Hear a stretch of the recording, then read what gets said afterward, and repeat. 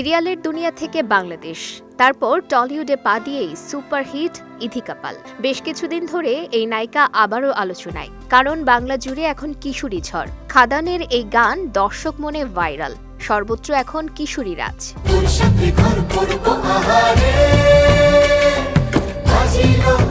খাদান ছবিতে দেবের বিপরীতে অভিনয় করেছেন অভিনেত্রী ইথিকা পাল। টানা 2 সপ্তাহ হাউসফুল চলছে খাদান।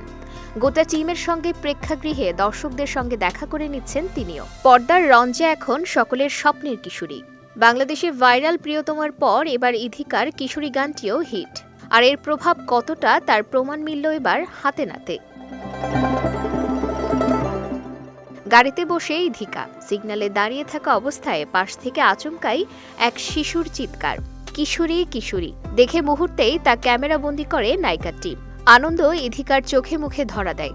সে পাল্টা ফ্লাইং কিসে ভরিয়ে দেয় শিশুটিকে।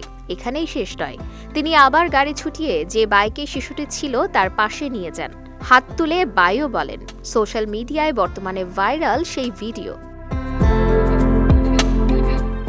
2024 সালে অন্যতম জনপ্রিয় গান হয়ে রয়েছে এই কিশোরী, সব বয়সের দর্শকদের, যার রেশ বছর ঘুরেও বর্তমান। 2025 সালে এসেও খাদান জ্বরে কাবু বাংলা, বক্স অফিসে উপচে পড়ছে আয়।